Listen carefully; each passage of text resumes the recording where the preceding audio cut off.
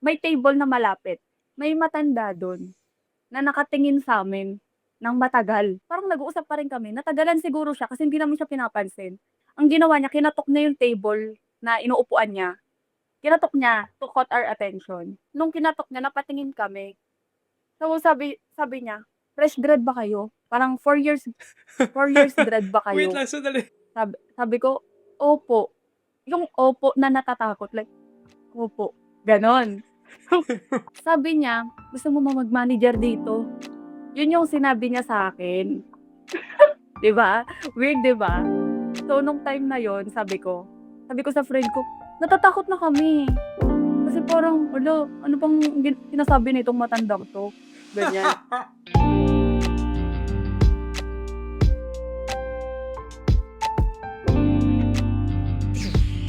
Nagbibigin na ang Midnight Crisis. Isa na namang puyatan. Or kung puyat ba? Midnight Crisis. Anyway, sign XYNNEDSIGN. Hello guys. Another week, another me. And for this week, may bago kaming guest ngayon. Or kami, ako. Usual. Introduce yourself, please. Okay, my name is Jasmine Bonao and like I'm 25 years old. Then si Derek Stein is kaklase ko way back college, New Era University. Yeah. Yeah, hello. Na-awkward ako na direct pa rin tawag mo sa akin, by the way. Ewan ko, nasanay na ako direct. 'Di ba kasi parang never din naman ata kitang natawag na sign kasi parang nung nag-start yung college natin, parang prod agad. Or siguro hindi lang din tayo masyadong close kasi syempre parang medyo matatalino kayo. Uy, grabe naman. Hindi, Grabe for naman. real. Yung parang siguro hindi din tayo parang nagkausap masyado kaya hindi rin kita natawag sa name mo ng first name basis. Tapos parang mas nakausap lang kita nung nag-production na tayo. Tapos direct, tapos produ. Si Ivan kasi, yung producer natin, kaklase ko naman kasi siya since senior high. Kaya hindi ko siya na-retain na tawag na produ. Pero si Direct Felix, direct na din tawag ko sa kanya tsaka sa'yo. Parang hindi na nawala yung respect. Ganun. Oo. Kaya di ko na binago. Hindi mo na binago, yeah. Kasi even years later, almost mag-isang dekada na ba? Oo, mas malapit na tayo sa 1 decade, right? Kasi 2017 ba tayo? Tapos 2020, hala! 2026. Hindi, bigla ko nakita on camera yung takot ko. No? Hala, 10 taon na pala. Pero Ang alam mo yun, bilis like, ng panahon. ang bilis, right? Ang dami nagbago. Pero yun, super na-appreciate kita, Jazz. Like, na kita, i-glaze na agad kita ngayon na super, kapag kasama kita nung college, ang luwag ng, alam mo yun, parang nakakaluwag ng ano. Guess mo ba? Parang okay, safe ako here. Hindi ako stress. Kapag nakikita ka to, presence kita. Yeah. For real. Totoo ba? Parang feeling ko nga ako nagdadala ng stress sa inyo. Hindi. Sobrang gaan mong kasama sa trabaho. Saka napaka-informative mo talaga na in-explain sa amin kung ano yung gagawin. Ganun. Kahit na yung medyo role lang namin ng villagers, talaga naiintindihan namin kung ano yung gagawin namin. Hindi yung parang pababayaan ka lang. Yeah, yung context by the way para sa mga first time viewer or listener. Like ano kasi meron kami nung college way back production communication musical natin. production. Yeah. Kasi ano kami both kaming mass comm or arts in communication, Bachelor of Arts in Com. So yun parang ano namin prerequisite na gumawa ng musical. So Beauty and the Beast yung napunta sa aming musical play and si Jazz at that time is by the way, sorry, welcome to the show. Welcome sa podcast. So ayun, so siya yung basically villager. So parang background character, nagsasayaw. Grabe like multifaceted ganun, talented. Sasayaw, kumakanta din, 'di ba kasi kailangan niyo maging background na choir ganun. So astig lang. So ayun, sige, para mag-start I guess kasi like it's been so long na, ang dami na nagbago sa atin dalawa. Basically in terms of like our age, syempre after college, yung people na nakausap natin before. Basically, ginawa ko lang tong excuse para makapag-usap sa'yo ulit. Kasi nakikita ko yung stories mo, parang very, hopefully, ang nakikita ko kasi, minsan lang ako tumingin, pero ang usual na nakikita ko, parang very happy ka, you're always with other people. Alam mo yun, kasi very extrovert ka talaga before eh. Parang weird mo kasi mahihain ka, pero hindi ka mahihain. Parang ganun. Siguro, paano mo ma-describe yung character mo? Mahihain ka na selective. Selective hiya? Selective hiya. Naiya kapag di ka comfy. Or parang minsan kasi pag nafe-feel mo na medyo superior yung tao na nasa harap mo, parang di mo ma-express yung sarili mo, gano'n. Mm. Ewan, siguro or nung nagka-work ako direct, parang mas lumaki din kasi yung network ko, gano'n. So, mas Dealing with naging comfortable. opo, gano'n. Parang nakikipag-deal ka kasi sa iba't ibang klase ng mga tao, eh. Oo. Yeah, parang, yeah. So, ito, I think we'll go straight into it. By the way, hindi pa rin ako talaga ako sanay na pinupo. Direct ako. Ang cute. Kasi magkaedad lang tayo, di ba? Hindi, pero na-appreciate ko yun. Pero at the same time, like, parang, niya ako, like, parang ano, parang feeling ko mas, ano ako, mas higher or something Direct hindi weird. talaga, hindi ko na kaya. I mean, parang Yun na yun, kinasanayan ko yeah. na lang siya, eh. Opo. Yeah. Na Parang feeling ko kay, yeah, go on. sobrang ano kasi talaga, parang sobrang taas talaga ng tingin ko nung college pa lang. Sobrang taas ng tingin ko sa inyo. Lalo na 'pag nagle-lead ka ng ano, ng isang production, direct, Mm. producer, lahat. I mean, respect. Pero iba kapag mga director ka, grabe yung ine-exert niyong effort, 'di ba? Para makabuo ng isang production. Tapos ang papasaway pa namin, ganyan. So talagang nandun yung respect kasi hindi naman kayo yung nagbe-breakdown sa harap namin, gano'n. O, Ewan, pag talagang after na. na-sustain na siya sa'kin.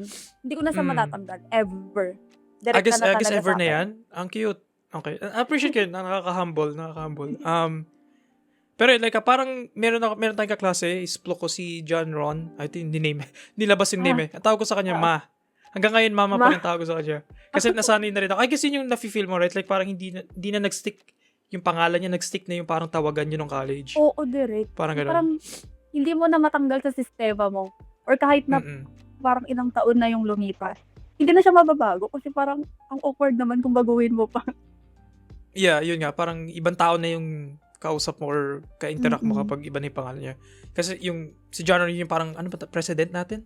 Parang basta siya yung Ah, parang, ano, si super Presi. maalaga yung and caring yung ano niya, yung personality.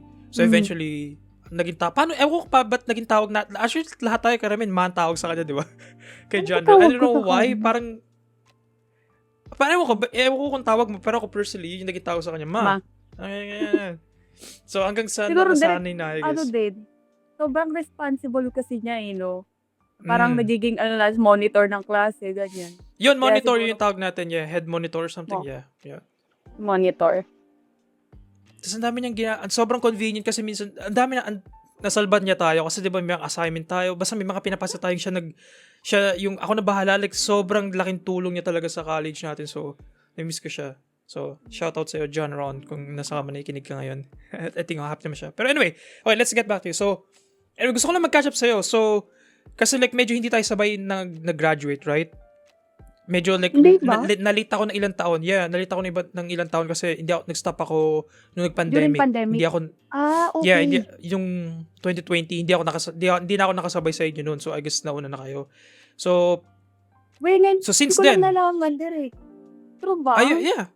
Yeah, parang I think Bakit? 2 Ba't ka years nag-stop almost yung delay ko. Kasi pandemic, akala ko ayoko kasi magklase ng online, ng parang hindi online? ko ano yun. Oo. Ah, So naisip ko, isang semester lang yan, kaya. ah, And then tumagal ng ilang taon. So hindi yun. So to be honest, like masyado ako nag-chill doon na parang hindi maybe isang sem pa, okay lang malit ng isang taon.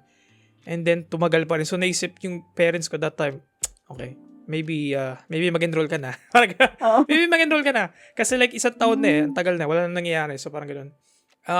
Pero since okey. then, na-curious lang ako, anong tingin mo sa college? Basically, after mo mag-graduate, like parang ngayon, right now, tinatanong kita ngayon, like anong tingin mo naging experience mo sa college? Sa kabuuan, kasi ang unique ng experience natin, nahati tayo sa dalawa. Like, yung unang 2 taon, campus, tas yung Oo. 2 taon online. Like, anong experience mo dun? Anong feeling mo? Ano, parang actually direct nung time na nagkaroon ng, pandemic, ano talaga nun, umuwi ako ng probinsya. 'Di ba second year ba Oh, tayo nun? okay. Second year? Yeah, second year. Yep. Oo, second year yun. Naalala ko 'di ba every time na mag-e-enroll tayo ng isang sem, required na magpa-medical. Yeah, mga ganun. Nagpa-medical tayo nun ta's X-ray. Oo. oo, ta's may nagkaroon ako ng problem sa medical ko. Ta's Oh. in-advice ako na magpahinga. Ewan ko kung naalala mo, pero ang prof natin nun, si Doctor G, naalala mo, Si Ma'am G. natatandaan mo siya? Si Ma'am G. Yeah. Nandun pa rin siya hanggang ngayon. Yan, naabutan ko din siya. Yep. Ah, talaga? Okay, Mm.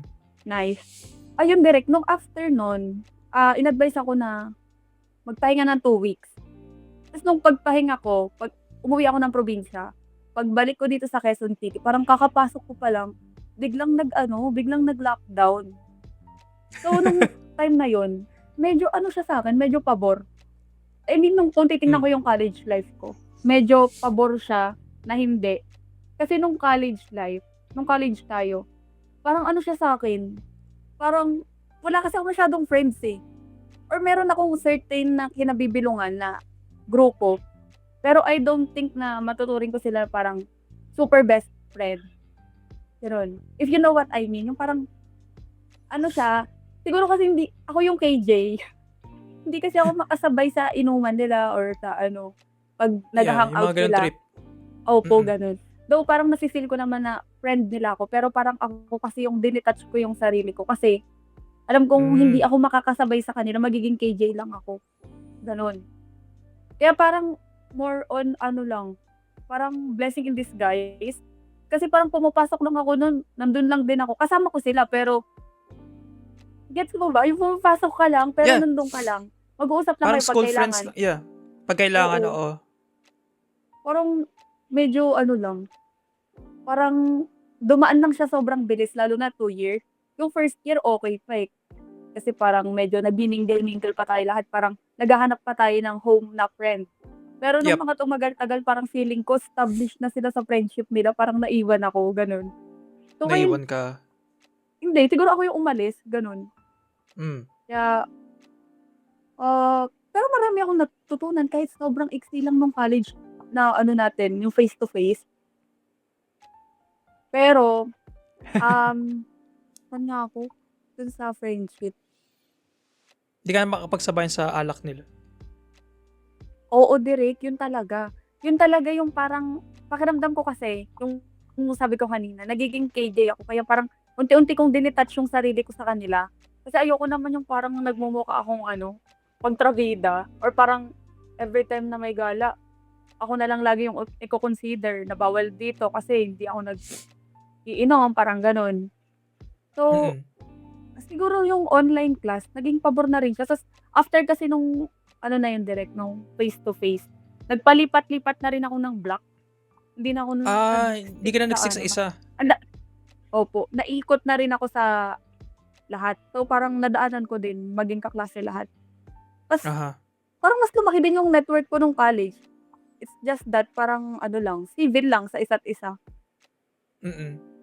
Ang ang lakas ng loob mo nun kasi that time I remember sa sarili ko, nakakatakot na like every semester ka natin mag-enroll, pipili ka ng block, kaya minsan kino-coordinate natin na tara lahat tayo C kasi C tayo before, so yung kino-coordinate natin at least as much as possible, sama-sama pa rin tayo every semester, every block, ganun.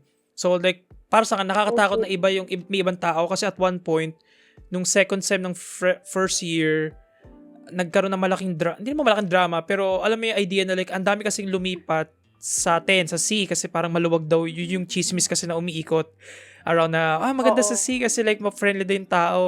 So, ang word na invade, yun yung word na nagamit natin, na-invade tayo kasi Ah, may mga maka-late na kasi syempre iba-iba naman yung situation natin financially, so may mga late na nag-enroll, hindi na nakahabol sa section natin kasi puno na agad yung block natin.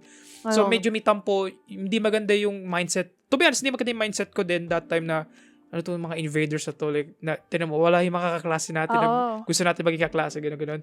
Pero sa'yo, ang lakas ng loob mo, kasi parang in-explore mo talaga yung college, yung tao dun sa college. Kasi ako hindi ko kaya yun. Maybe ngayon, kung mindset ko ngayon na mas mature na, okay, like, every semester iba-ibang tao para at least malawak talaga. Yung sabi mo, networking, kumbaga, malawak yung network. Pero ang tapang mo Direct. that time, na, para sa akin, matapang ka kasi like, sige, try ko mag-iba naman ngayon. Try ko mag-iba ulit. Try ko mag-iba. Maybe kasi, syempre nasabi mo, maybe hindi mo kasi na-feel yung attachment sa grupo. Pero at the same time, advantage din yun kasi at least ang dami mo nakilala that time. And parang, lalong umano yung hiya mo, like lalong lumakas loob mo, basically. Tama ba ka doon? Sa Oo, ginawa kong direct. assessment sa'yo. Oo. Yeah. Yes. Kasi, nung time na yon na pandemic, since online lang kayo nagko-connect lahat, so kapag halimbawa sa isang block, hindi mo naman malalaman agad kung sino yung mga kaklase mo. So, kailangan na mag-start muna yung online classes para malaman mo kung sino-sino kayo lahat. So, pag may mga groupings na na kailangan gumagawa na lang ng mga GC. At least yun, parang through chat na lang kayo nag-uusap. Siguro mas pabor siya sa mga introvert din. Bukod sa kasi parang through na lang, group chat, na lang sila nakikipag-coordinate. Yun nga lang, kailangan mong gawin yung part mo. Or siguro, din siya direct, challenge din siya. Kasi since pandemic na nga, tas kailangan mo pa mag-load araw-araw just to make your assignment and quizzes or kapag may pinagagawa, lalo sa atin na mass comm or sa communication, more on ang mga paggawa, mga script, mga video recording na ipapasa mo as output. Mhm. Ganun. Pero tama ka din naman, direct. Lumaki yung network mo, oo. Pero ngayon, parang lahat ng kakilala ko nung college, wala na rin. Mm. Hindi naman sa nagbago ka ng Facebook or what, pero parang hindi na sila masyadong lumalabas dun sa sa feed ko. Mm. Siguro gusto din nila yung tahimik na buhay, kaya hindi sila nag-update ng social media nila. Yeah. Interesting. So like may sinabi ka kanina na like bigla ako nag-interested with. Hindi ko naisip kasi like naisip natin yung wifi is accessible na sa lahat pero ikaw sabi mo nagpapaload ka pa. Right? So yung ba yung sitwasyon sa inyo na wala kayong wifi? Oo, direct. Wala kaming wifi nung pandemic. So, naka-curious ako, Tapos, magkano nagastos nyo doon? naglo-load Like, lang. grabe. Hindi naman sa parang walang pang wifi. Nung time po kasi na yun, ang hirap hindi, bago pa kasi mag-pandemic, wala talaga kaming wifi kasi parang alis din kami kasi ng alis sa bahay. Nung kapatid ko, yung mama ko. So, hindi talaga kami nag-stick masyado sa bahay. So, ang mas practical para sa amin na mag-data na lang. Para kahit saan, nagagamit namin yung phone namin. Accessible siya sa internet, ganyan. So, nung nag-pandemic na gusto na namin magpakabit ng internet, hirap na kasi parang hindi allowed pa yung mga ganong agency na lumabas ng bahay, ganyan. So, load lang talaga kami. Grabe. Like, parang naisip ko, like, dumaan ba si mo that time yung load? Kasi like, parang 2 semester yun eh. Ay, hindi 2 semester. 4 na semester kasi 2 taon eh. Or 4. 5 semester kasi second year, second sem, diba? So like, parang Yes. for 5 semesters, tama ba? Naglo-load ka lang? Naisip mo ba yung gastos nyo doon? Kasi like, doon ako bilang, like, kasi maano sa data yun, syempre, like, kailangan naka-on yung video. Minsan, may ibang professor na like, mahigpit, kailangan lahat naka-on para kita ko yung ginagawa nyo. Tapos, minsan, may mga project na kailangan maraming data. Kailangan gawa ng video. Paano mo yun nasolusyonan na magpapasa kayo ng short film? Kailangan mo mag-record tapos i-upload mo sa G Drive. G Drive, magkano yung gig dun? Mga 10 gigs, 15 gigs. So, anong naging solution mo dun that time? Naman direct, siguro mas, kung dati kasi, since 3 kami sa bahay, si mama, ako, kapatid ko, 3 kaming naglo-load. So, since nung na-compress na kami sa iisang bahay, isa na lang yung naglo-load, kumukonect na lang kami. Parang, okay lang din. Parang, win-win situation siya. So, okay. So, akala parang nagsasaluhan kayo, kumbaga. Yun yung idea. Like, parang, Opo, ganun. pag may load yung isa, dito tayo mag-connect lahat. Parang naging siya. Okay, interesting. Galing nun Pero yun, dumanas si Kuya kasi like, that time, like, hindi ko na-consider na, or that time, hindi ko masyado na-absorb yung idea na like, may ibang tao like, hindi kaya mag-load or something. Hindi kaya itong ganitong projects. Pero like, nalusutan mo siya. Yeah. Nalusutan. Lalo na yung sa sinabi mo na mga project, ang hirap pag kulang ka sa resources, tapos ang kukunin sa yung mga output, yung kailangan, lalo na direct yung microphone para hindi maging maingay yung background mo. Yes. Ganun, ang hirap, diba? Oo. Tapos low quality na camera, ganyan. Yeah. Unlike kapag halimbawa sa face-to-face, tapos may grouping. Pag yung isang kaklase natin may DSLR, diba? Buhat ka na eh. Medyo nakaangat-angat ka sa quality. Yeah, mabubuhat ka kasi okay, like, hindi na siya individual Buhat project, group buhat. project na siya, nabubuhat. Pero yun, so, yun yung naging experience mo sa college. So, after graduation, like, na-curious ako kung anong mindset mo that time, nung after mo mag-graduate, na like, parang, meron ka bang direction na gustong puntahan that time, na gusto ko maging ganito, that time, na-curious ako. Actually, nung pagka-graduate kasi, nung 2022, actually, wala akong naiisip, Derek, eh. Ang gusto ko sana muna, magpahinga. August kasi ng 2022. So, ang plano ko sana, parang tapusin ko muna yung isang buong taon ng 2022. 2023 na sana ako mag-a-apply. Pero since syempre parang lift na din naman nun, wala nang quarantine, wala nang ano, parang normal na lahat. Kumbaga, nakapagpa-vaccine ka na, ganyan. So, safe na siyang lumabas. Ang nangyari, kasi iniisip ko nun, parang ano kasi, kung ako lang, personally, ayoko talaga munang mag-apply. Gusto ko magpahinga muna. Pero parang pressure din sa family. Yung mama ko, yung lola ko. Okay lang ka mag-a-apply ng trabaho. Ganyan. Agad-agad. Parang siguro, oo, direct. Parang siguro may part na nakikita nila na baka kasi bigla akong maalis sa momentum. Ayoko nang mag-work sa tinagal kong tatambay, ganyan. Before, may gusto ba ako? Wala talaga. Nung nag-OJT tayo, nag-OJT. Hindi, sorry. Ang isa lang pala ang alam ko. Ang alam ko lang is ayokong tahakin yung mundo ng mundo na inline sa course natin. Yung maging journalist, maging news writer. Yun talagang sigurado ko. Ayoko talaga. Kitang-kita ko kung paano kayo mahirapan, ganyan. Then yung one time na nag-OJT, na nag-interview kami nila Eloy. Shout Naalala out. ko sa Eloy direct. Yes, Eloy, yep. Nagpunta kami sa ABS. May mga nadaanan kami doon na parang shooting. Tapos parang nasisigawan yung mga writer or yung parang mga Nakita niyo? nasa likod ng camera. Oo, parang nag-ano siya sa akin, naiwan siya sa akin as impression na ayoko ng ganong environment. Kaya simula nung time na yun, bago pa man graduate, ayoko talaga. Yun talaga yung sigurado ko. Ayoko nung inline sa profession ng kurso natin. Then, yun, parang medyo na-pressure ako. So, naghanap ako ng trabaho. Nag-apply ako online since naman na siya eh. Parang uso na yung mga job street, if you know. Job street yung alam ko eh. Then, ang una kong in-applyan direct is flight attendant sa Cebu Pacific. Wow! Naalala ko, opo. Matatawa ka talaga dito direct. Nag-apply ako. Tapos in-email ako pabalik ni Cebu Pacific. Tapos nagpunta ako doon. Nagpunta ako doon sa mismong lugar nila sa may Taft Avenue, yung ewan ko kung alam mo.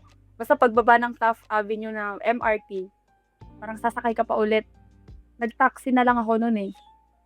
And then, siyempre yung postura ko, nag-research naman ako kung ano yung dapat suotin. Ano dapat yung make-up, ano yung heels, ano yung parang attire, yung atake mo pagdating mo doon. So, pagdating ko doon, ang gaganda nung mga kasabayan ko. Tapos, ang pogi, ganyan. So, parang sabi ko, parang na-out of place naman ako bigla dito. Ang gaganda nila, like, hindi naman sa parang inaano mo yung sarili mo, pero parang, sabi ko, shucks, matatanggap pa ako na ito.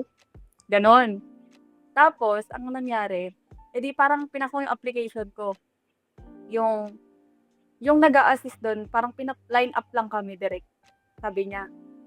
Actually, nakakatawa doon. Sa lahat sa kanila, naka-black. Formal.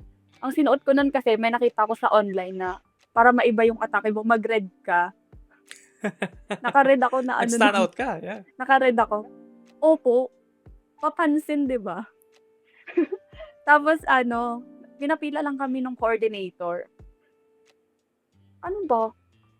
Kasi yun na pala, the moment na nag-step in ka pala dun sa lugar sa Cebu Pacific, in-screen ka na. So, yung nangyari, nung pinapila na kami, pinatanggal yung vest, yung parang nakasando ka na lang. Parang tinitingnan siguro kung fair skin ka ba, ganyan. Tapos, merong pinaabot. Kung abot mo naman, siguro sa height. Nagbabase din sila sa height. Tapos, naabot ko naman. Tapos may mga hindi kasi medyo may mga maliliit. So, hindi halata but ang tangkad ni Jasmine, by the way. So, yun yung gusto ko sabihin kanina na kaya may confidence ka din mag-apply sa Cebu Pacific kasi ang tangkad mo. So, like, yun yung advantage ng ewan ko kung bakit sa Pilipinas kasi hanggang ngayon ganun pa rin standards. Pero, yeah, like, Okay. hindi ako nagulat na abot mo siya kasi ang tangkad mo talaga. Like, ako tumitingala yata ako sa pag kinakausap kita dati. Pero yeah. Grabe direct ang OA mo. Anyway, go on, sorry. Hindi. Ayun, tapos may kinabot. Ang unang chinek sa amin kung fair skin, kung may scars ka ba sa balat, ganyan. Pangalawa, may pinaabot sa amin. Parang ang may imagine ko, siguro yun yung luggage kapag nasa aeroplano ka na, ganyan. Kung makakaya mo ba siyang kunin or tulungan yung passenger. Yun yung pangalawa. Tapos pangatlo naman, parang pinagsalita kami ng welcome to Cebu Pacific. Ganon. Siguro yung sa tono naman ng boses mo kung paano mo siya i-deliver, kung articulate ka, ganyan. Tapos yung panghuli, smile. Parang smile na pang Cebu Pacific. Yun yung atake nung coordinator. Ngiti-ngiti kami ganyan. Parang 5 minutes pa lang yun, direct na in-screen kami. Tapos biglang sabi niya, kinuha niya yung mga papel namin, tapos sabi niya sa amin, no, okay, thank you, you may reapply after 6 months. Yun. Dead. Yun lang yun. Walang natanggap sa batch namin. So, di ko na tinry ulit. Ayoko na rin. Parang pang magaganda lang dun. Well, maganda ka naman. Well, hindi, yung standards nila is something like, parang, I don't know, masyado mataas, kumaga. But yeah, meron kang appeal.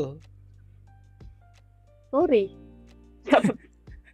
Di, direct parang nakakaano din. Siguro, inisip ko nga nun, ano ba, pinag-a-apply nyo ba kami? Pero meron na kayong, parang meron na talaga sa position na yun. Kasi nagtanong ako nung time na yun. Yung unang batch, yung unang batch kasi parang 15 na boys, 15 na girls. So kami, 15 din kami. Wala ding natanggap dun sa unang batch eh. So sa amin din wala. Ganun kahigpit. Ganun. Or yeah, baka talagang sobrang taas sa standards lang talaga. Yeah. Opo, ganun. Na napapaisip ka, Hindi kami pumasa. pangit ba ako? Parang Meron ganun, direct. Pero eventually, di naman siguro, baka di lang talaga para sa atin yun. Mm-hmm. So, ano nangyari sunod? So, medyo na-discourage ka sa Cebu Pacific. Anong nangyari sa'yo next? After nun, direct, meron akong friend. Nakaklase ko siya before. Nung high school naman. Nakita ko parang, human resource siya doon.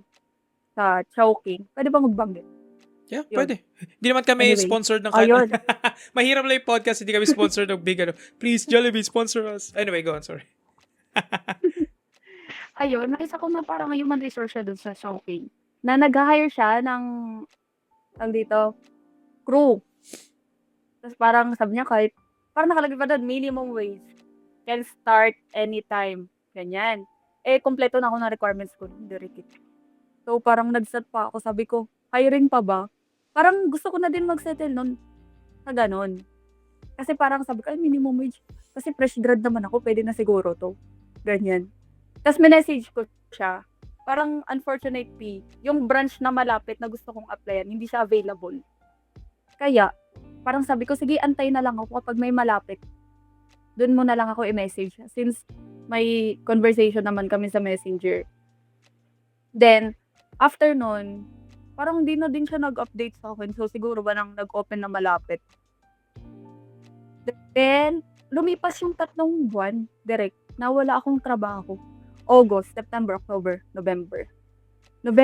Oh, wow. Casual, yes. Wala, chill lang. 3 months. Siguro sinadya ko din para di ako magka-work eh.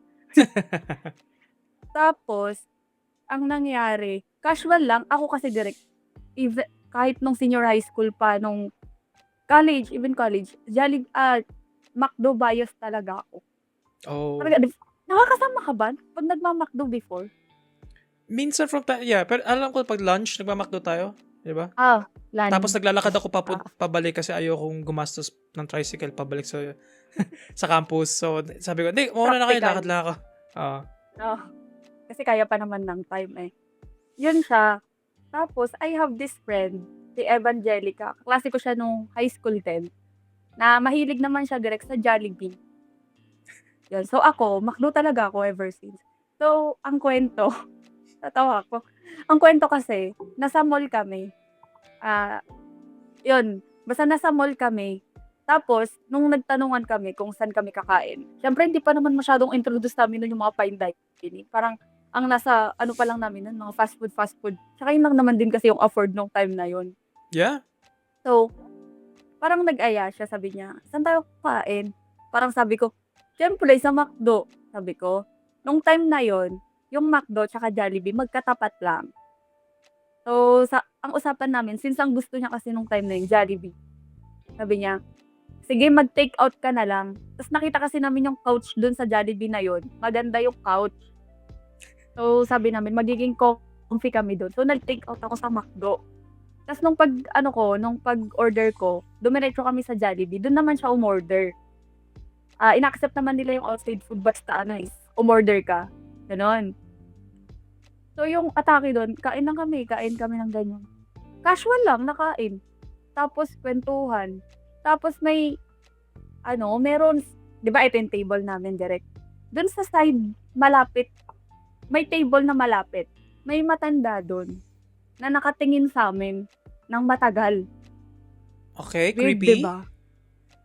Yes, creepy. Ang tagal niya talaga. Like, parang nagtitingin na kami ng friend ko na, parang, uy, ang weird. Pero hindi namin pinahalata na nawi-weirdan kami. So, parang lumipas yung ilang minuto. Nakatingin talaga siya. Tapos parang, tiningnan ko siya, iniskan ko yung mula taas hanggang baba nung matanda na yon. Hindi naman siya beggar eh. Hindi talaga siya beggar. Tinignan ko siya. Ano siya?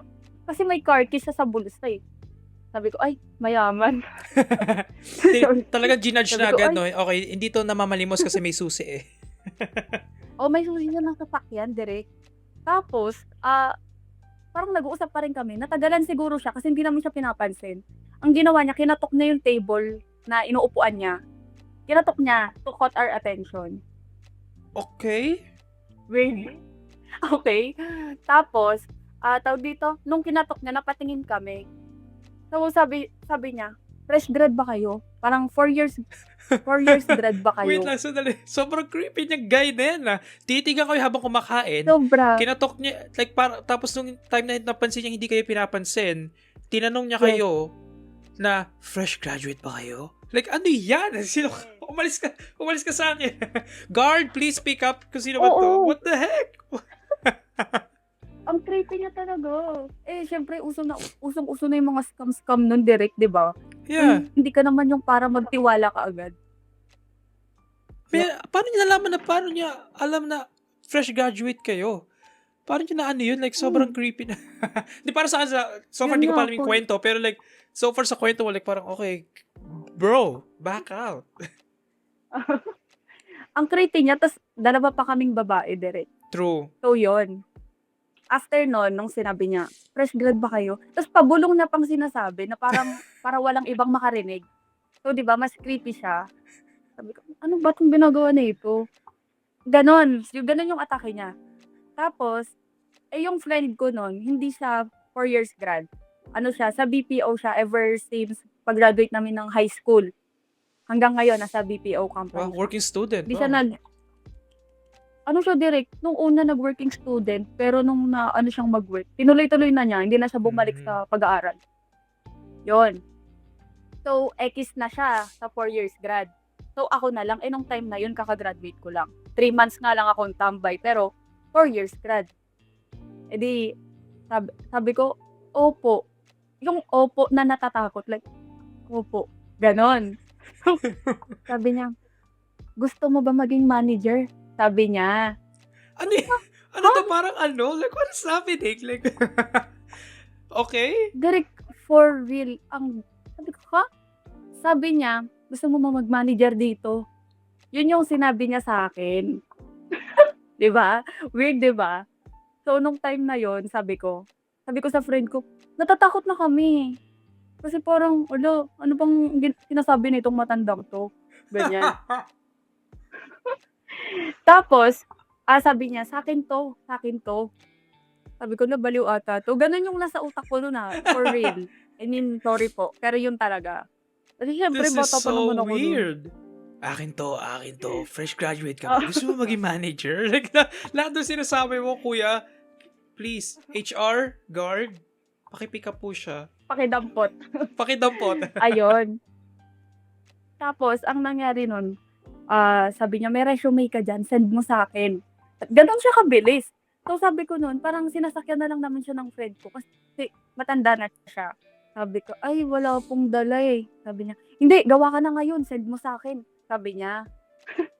'Di ko kitang-kita ko yung reaction mo kasi totoo talaga siya. Kahit ako nun sabi ko, "Ano ba 'tong ginagawa ko?" Yun na nga, nung sinabi kasi patapos na din kami kumain nun, eh. So ang ginawa niya, sabi niya, "Wag tayo dito, punta tayo sa second floor." Kasi yung Jollibee na yun nasa lower ground. So sabi niya, "Wag dito, baka may makakita sa'tin."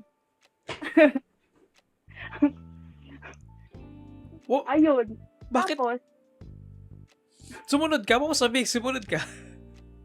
sumunod kami kasi sabi parang parang natatakot na din kami ta's parang iniisip naman namin nung friend natin nasa mall naman tayo makakasigaw tayo kapag may ginawa siyang masama. Yun. So sabi niya pinagawa niya talaga ako on the spot sa phone. Sabi niya, "Kahit ano lang, kahit pangalan mo tapos kung saan ka graduate, yun lang yung ilagay mo." So parang yung phone ko nun direct low quality pa. Ta's nagla-lag pa siya. Ta's parang tinataranta niya talaga ako nun. Parang kailangan na niya ng empleyado right away. Kaya mag-apply ka, parang gano'n yung atake. So nung time na umalis kami ng Jollibee. Naglalakad kami. Duda talaga ako, duda na kami ng friend ko. So habang naglalakad, yung nagkukulbitan kaming dalawa. Sabi ko, "Uy." Pero parang sabi ko, what if totoo nasa kanya yung Jollibee na yun? Gano'n. May nadaanan kami sakto Jasmine, no. na mga direct may nadaanan kami na may nadaanan kami ng mga gwardiya na alam mo parang yung parang ano ba tawag dun? Yung mga gwardiya nakapila sila tapos parang may nagko-command tapos parang naggaganon-ganon sila. Okay. Ayun, basta Parang ganon. ganon. Yeah, okay. May nadaanan kami. Doon kami mismo kasi dumaan sa gilid nila. Tapos, to my surprise, sumaludo sila doon sa matandang kasama namin. Ah. Yes. Sabi niya, "Boss, sir." Sumaludo sila. So parang nagtinginan kami ng friend ko. Sabi ko, "Hala, legit ata." Ganon. Tapos nung nakarating na kami direct doon sa second floor, naghanap kami ng bench na pwedeng upuan. Doon ako gumawa ng resume. Then after nun, one day nga lang ata, tinawagan ako ng HR. Tapos, pinag-exam ako for managerial. Gulat din ako, managerial talaga agad. Sabi ko, "Hala sir, wala po akong experience." Sabi niya, "Di okay lang yan, matututunan mo na yan dun." Sabi niya. So, nag-exam naman ako direct. Hindi ako yung parang dahil may-ari siya. And yes, siya talaga yung may-ari ng Jollibee na yun. Nung time na yun. Tapos, dumaan naman ako sa process. Nag-exam talaga ako. Tapos, yun, naipasa ko naman yung exam ng managerial.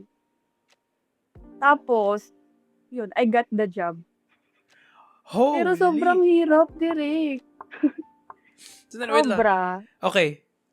So, nakuha mo yung work. Gusto ko lang, like, anong nangyari?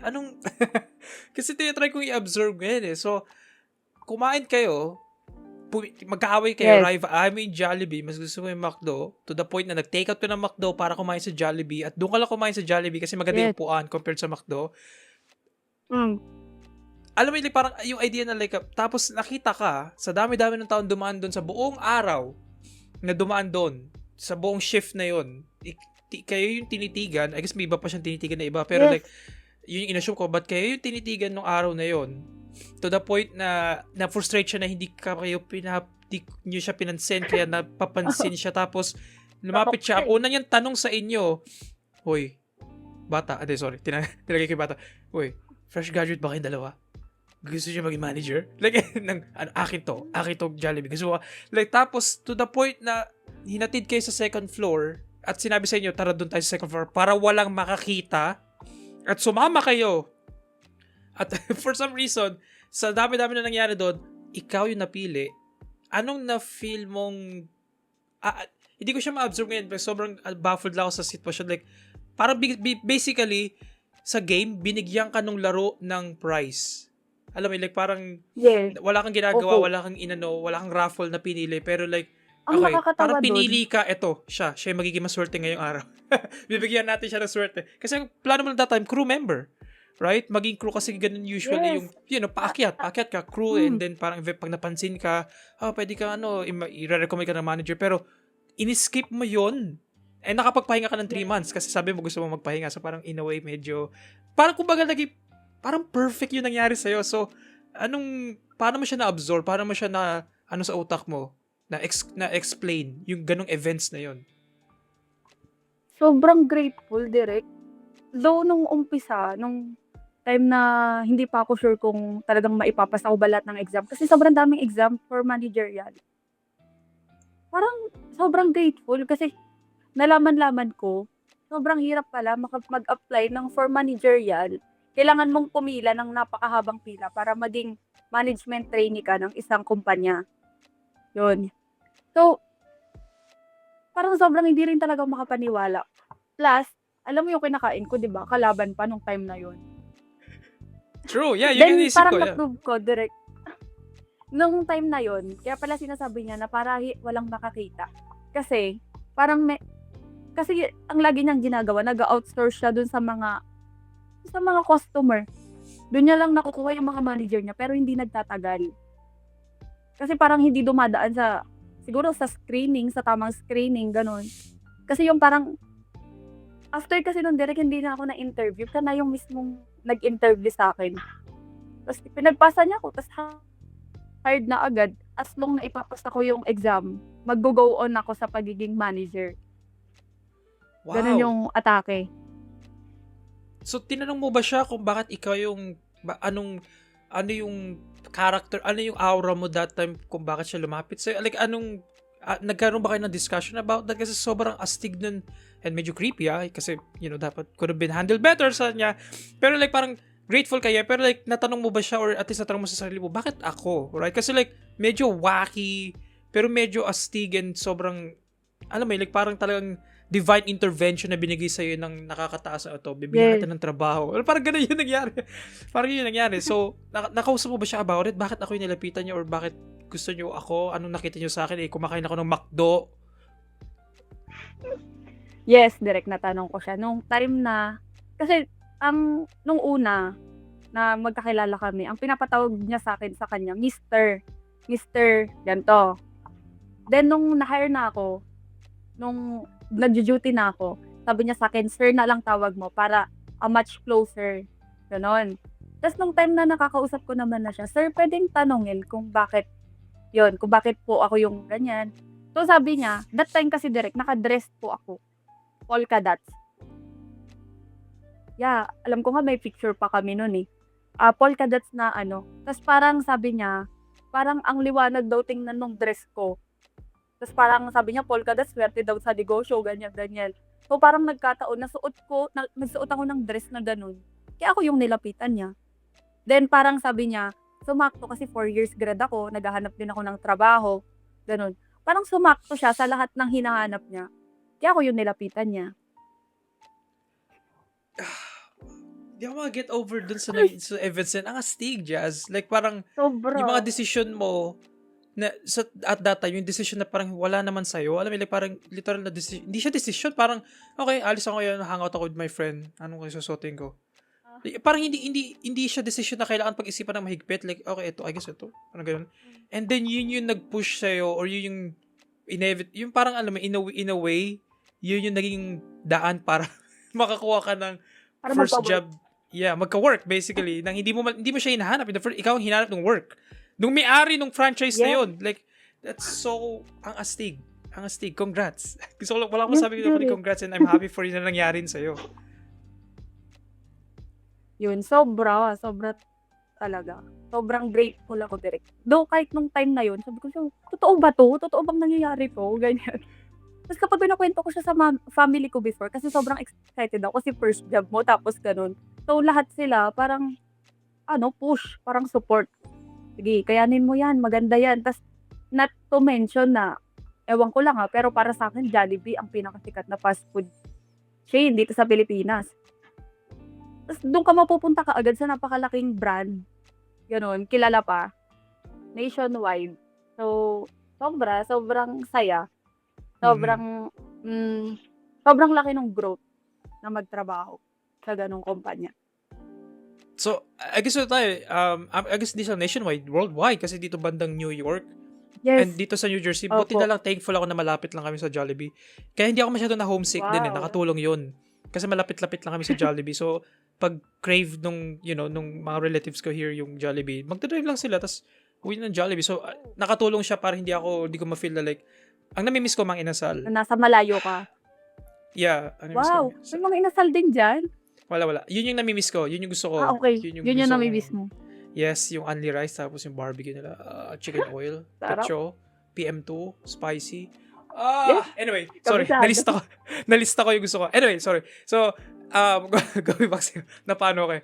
Tawag dito. So, anong experience mo ngayon sa Jollibee as a manager? Kasi, you've been, ganong katagal ka ba naging manager doon, kumbaga? Gusto ko lang malaman yung mga Ano- stories mo there, basically. Yeah. Ano ko direct? 3 years ako naging manager sa Jollibee. Actually, ang kontrata kasi doon, 1 year and 6 months, kung di ako nagkakamali. Tinapos ko yung isang kontrata, nag-resign ako. Then, after a few months, kinontak ako nung may-ari. Nire-hire po niya ako. Wow! Kasi nung time na yun, parang, nung pag-alis ko, nagsipag-resign din yung ibang manager. So, kinailangan nila ng magre-relieve. So, kinontak talaga ako ng may-ari nun. Kahit parang sabi niya pa nga, magkano ba yung gusto mong sahod? Gumanon pa siya sa akin, direct. Yo! Promise. Yes. Sabi niya, kasi nung time na kaya ako umalis, kasi parang gusto ko din ng salary growth, ganyan. Sabi niya, magkano gusto mo? Sige, payag na. Parang ganon. Nung time na yun, nasa probinsya pa ako, 60K. susunduin pa ako.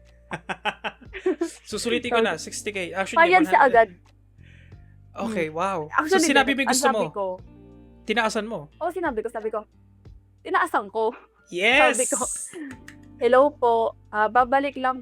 Ay, parang sabi ko, hello po, pasensya na po. Ngayon lang po naka-reply, parang for some reason. Tapos sabi niya, sabi ko, babalik lang po ako kung ganito po yung sahod, yung basic salary ko, ganyan. Sabi niya, wala, direct nag-call siya, sige, okay na, nasabi ko na. Dun sa parang, okay, parang wala pang isang araw, nag-reply siya, okay, ganyan. Sobrang Sobra. nastigan ako. Just nastigan ako sa nangyayari sa'yo. Yun. So yun yung reason mo kasi gusto sana katatrogan, bakit ka umalis? So, medyo nabababaan ka compared dun sa ginagawa mo, Hindi right? naman Yun yung siguro nangyari? direct. Hindi, ang pinaka-reason ko kung bakit ako umalis nun, kasi parang gusto ko lang naman talaga mag-experience. Kasi di ba yun naman yung hinihingi ng ibang company kapag fresh grad ka. Parang experience lang, ganyan. So, nung feeling ko, kung magre-resign ako, maganda siyang experience. Yes, at tama ako, sobrang ganda ng ng background ko dahil sa Jollibee. Nakabalik ako ng another 1.5 year. Yeah, 3 years siya. Okay, so can you tell us more about sa experiences mo as being a manager? Kasi like usually usually like crew member or usually ang nakaka-interview ko so far, nakakausap ko is nagwo-work sa BPO or sa office type of work. Kaya ikaw, fast food, very like mabilis, ang daming Yes. hinahandle and pagkain siya. So, something na mas pa Yes. yun, para sa akin mas sensitive dapat. Kasi nag-work ako before sa Taco Bell, I think 4 days before mag-pandemic. Taco Bell. Before mag-pandemic, yung pang-apat na araw ko, nag-lockdown na. So, ang funny lang kasi like, that time parang gusto ko lang magkaroon ng summer job or something. Tapos Oo. lockdown. So, like, parang nakita ko Extra at least yung income, behind the diba? scenes. Yeah. So, parang ikaw, as a manager, like, can you tell us more sa experiences mo? Ano yung good? Ano yung bad? Ano yung ugly? Yung mga customers, yung mga experiences mo, yung mga na-handle mong customers, mga tao. Yeah. Sobrang dami kong kwento dyan. Yeah, go. Nung time na yun, direct, di ba, na-hire na ako. Kasi, the moment na na-hire ka, meron ka pang exam. Kapag managerial kasi ang ina-applyan mo, obligado ka na ikutin ang lahat ng station. Dapat, specifically, alam mo yung standard ng bawat station. Example, sa pagbabas out, yung sa dining, yung mga crew service, dapat alam mo yun kung paano siya gawin by standard at by heart. Yun. So, bago ka mag-solo shift, kailangan mong matrain sa bawat station para halimbawa man, case-to-case basis, kapag umabsent yung isang crew, ikaw yung magre-reliever kasi ikaw yung may alam nun. Ganun yung sistema. I mean, ganun yung training. And then, sobrang hirap. Sobrang dami mong kakabisaduhin kasi parang ginagawa mo siya practically. Tapos mag-e-exam ka pa afterwards, gano'n. Tapos kabisaduhin mo ano yung mga temperature, ano yung shelf life, ano yung lahat, actually lahat kakabisaduhin mo siya. Hindi mo siya dapat kalimutan, dapat by heart kasi nakakahiya na 'pag nagtanong sa'yo yung crew, alam mo na hindi mo alam. Parang pride mo din kasi yun as manager, gano'n. Tapos, ano pa ba? Siguro mashi-share ko dun direct nung time na nandun ako yung pinakabata. Yes, ako yung pinakabata kasi siyempre fresh grad, 22. Mm. Kung may mas bata man sa'kin, mga crew, napakabihira. May experience ako nun before na parang ano, ka-age ko lang siya, tas crew siya, tas ako nung time na yun manager na. Nags Tapos ano, parang nagse-self-pity siya kasi parang pakiramdam daw niya nahuhuli na siya sa buhay niya kasi magka-age lang kami tas parang ako manager na, Wow. gano'n. Pero direct nung time na nalaman ko yun, dun nag-stop na ako magkuwento ng gano'n kasi parang pakiramdam ko kino-compare na nila yung buhay nila sa'kin na dapat 'di naman, yun. May mga ano pa dun na mas matatanda talaga sa'kin. So, siyempre 'pag tinanong ka naman sasagutin mo naman 'di ba? I mean para hindi ka maging rude. Kaya minsan 'di ko na pinapahaba yung mga topic namin about sa gano'n na, "Ay ang bata mo pang manager," ganyan. So, parang inaano ko na lang, parang dinededma ko na lang minsan yung gano'ng convo kasi nung nalaman ko talaga na parang kino-compare nila, ay ayoko nung gano'n. So, in-stop ko siya maging topic, Mhm. yun. Tapos, sob actually sobrang dami kong natutunan, paano ba? Hindi ko siya ma-elaborate, pero pagdating sa pag-handle ng tao, diyan talaga ako sobrang nag-enjoy. Siguro kasi kailangan mo as manager, kailangan mo direct nung ano, nung marunong ka ding makisama, makibagay sa ugali ng iba at siyempre as manager dapat hindi yung title ay nasa ulo mo, dapat nasa puso mo siya. Ay hindi kasi ako yung tipo na ano, nung time na nandun ako, hindi ako yung tipo ng manager na ipagsisigawan ko na manager ako, parang gano'n. Para bang ano, ginagamit mo yung power mo para mapasunod yung tao. I mean dapat naman. Pero yung nagbibigyan ka dun sa limit, ibang usapan naman kasi yun. Parang you know what I mean, gano'n. Mhm. Tapos, ayun pag-handle ng maraming tao, iba't ibang ugali, matanda man o bata, ganyan. So, dapat standard pa rin. Paperwork, sobrang nag-growth ako dun direct. Ang daming paperwork sa Jollibee din. Ang dami mong kailangan kasi maayos. Sobrang standard ni Jollibee.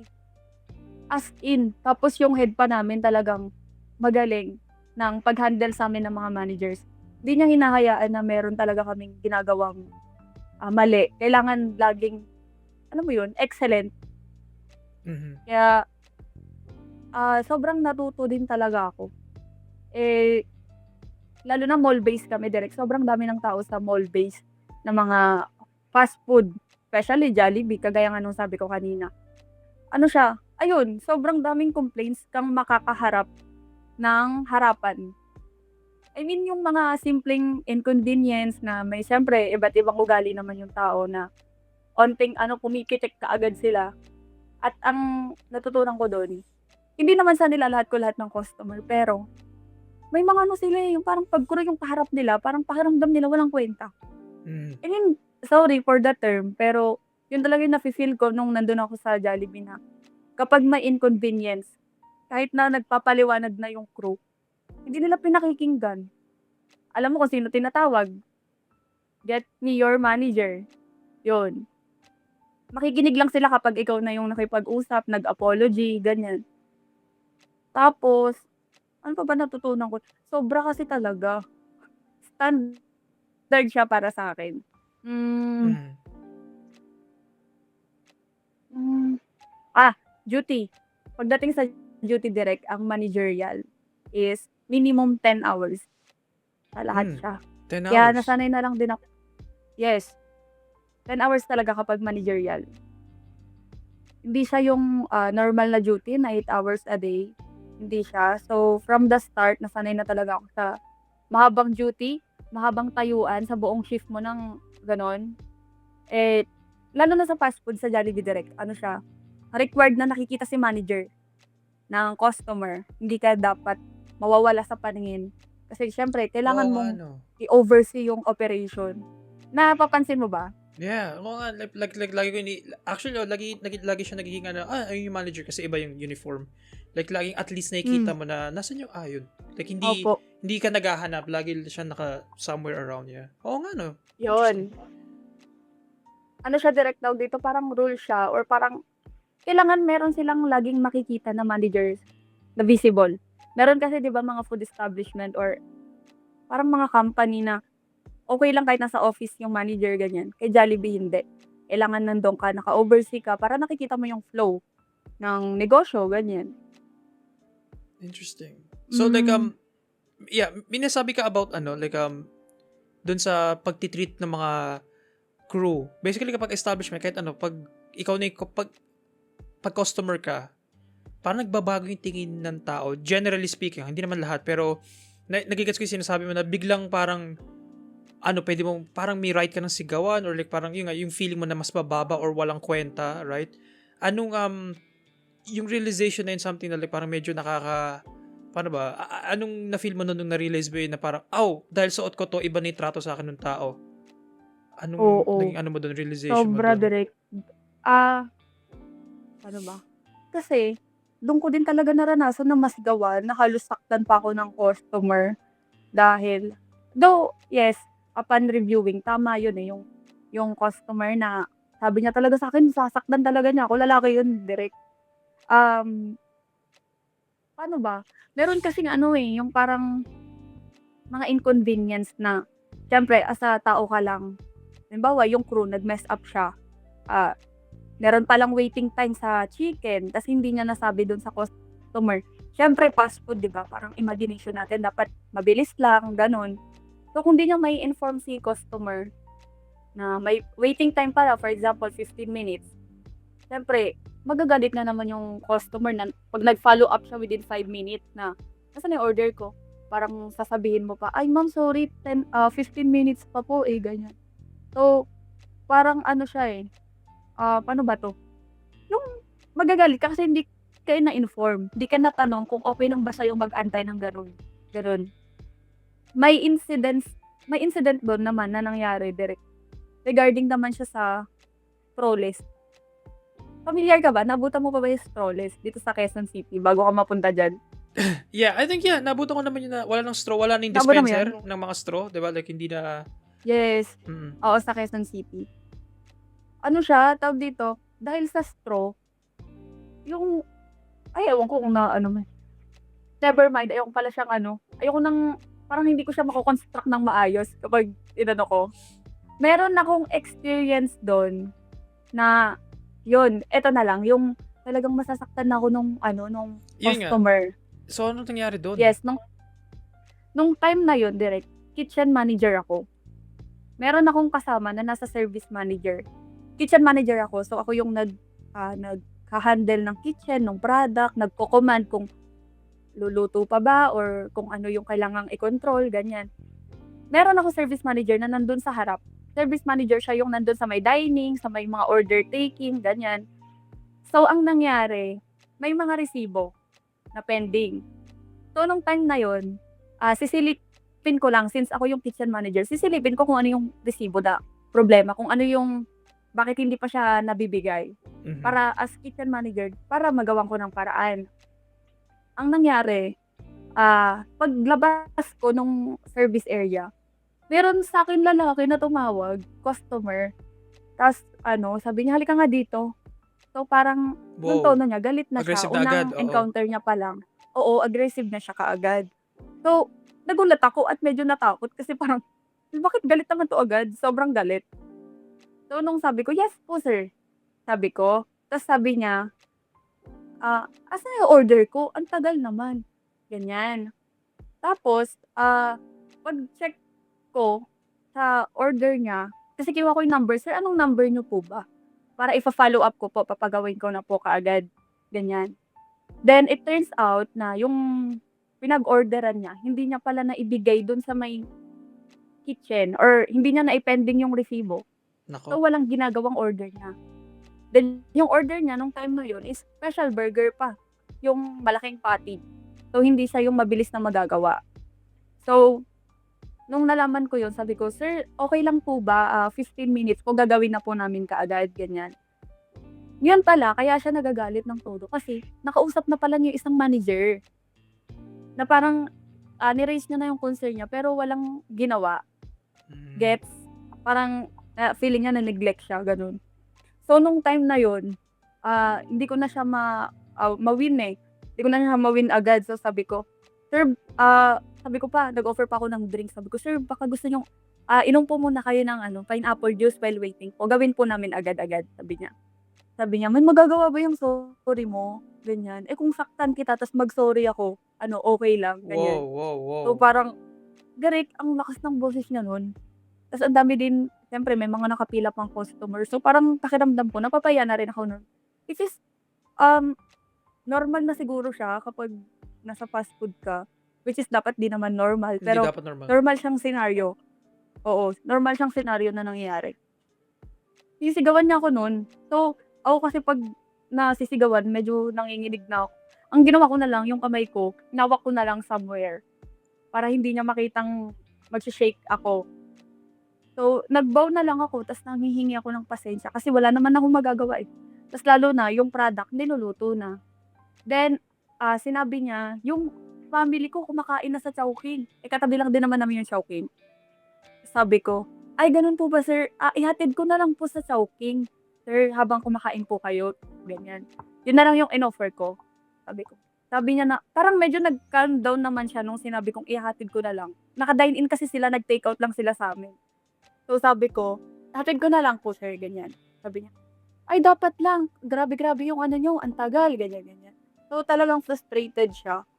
Ta's parang nagawa naman namin agad. Nung time na yun na nakaharap ako sa kanya, naka-stiff lang ako ta's kasi feeling ko tutulo na rin yung luha ko, eh, ganyan. Tapos after nun nung umalis siya, nung na-convince ko siya na ihahatid ko na lang, ako personally hatid ko, dun siya kumalma, eh. Tapos nung nakaalis na siya, ta's tumalikod ako, okey lang naman ako nun, direk, as in okey lang. Pero nung moment na kasi na kinomfort ako nung crew, "Ma'am, okey lang yan." Dun ako naiyak, hindi ako Mm. 'di ba na moment kasi na saka siguro ayoko din kasi ipakita na parang iiyak ka sa harap ng crew. Ang plano ko nun pupunta lang ako office, parang mag-aano lang ako saglit, gano'n. Kasi nasigawan, kailangan ko lang ilabas yung nararamdaman ko. Kaso kasi nung time na yun bigla akong tinapik dito nung crew. "Hindi ma'am, okey lang po yan, okey lang yan." Wala, nag-breakdown tuloy ang person, wala. Yun lang direk, mga So, select yeah. So, mga piling medyo pangyayari. nagalit ako sa narinig ko kasi syempre kilala kita, so hindi ko ma-imagine na ever nasisigawan kita. Maybe sisigawan kita in a way na, "Jazz, go, quicker," pero hindi in that sense na like parang sasaktan kita, may threat na. First question, nasan yung guard? Alam ko may guard. Diyan special Ano ng direk, Pinas? Nasaan? ano siya, since mall base kami, yung guard nandun dun sa may entrance ng mall. At, yun nga, dun na since after nun 'di ba nag-breakdown na ako, direk okey na. Chineck ko, ni-review ko yung CCTV, talagang kami naman yung mali, na matagal. Kasi ang una kasi dun, upon checking the CCTV, yung asawa niya yung nagfo-follow up, yung babae, nakadalawang follow up yung babae, dun sa kasama kong manager. Tas parang ewan ko kung ano yung conversation nila, nakalimutan ko na rin kasi. Yung una kasi yung babae pa yung nag-aano at yung babae buntis. Ang dami nakadagdag Tas sa galit dalawang ng beses siya. guy. Oo, nung lalaki. Yung pangatlong beses na nasaktuhang paglabas ko ng kitchen, ako yung nakita niya. Kaya grabe na din siguro yung galit niya. Eh, upon checking kami naman din talaga yung mali, kaya parang though alam namin di namin deserve yun, iintindihin mo kasi yung galit ng customer, eh. Mm. Lalo na 'pag gutom, iba naman din talaga yung mood ng Yeah. customer, That's 'di fair, I ba, guess. Like, 'pag gutom. yeah.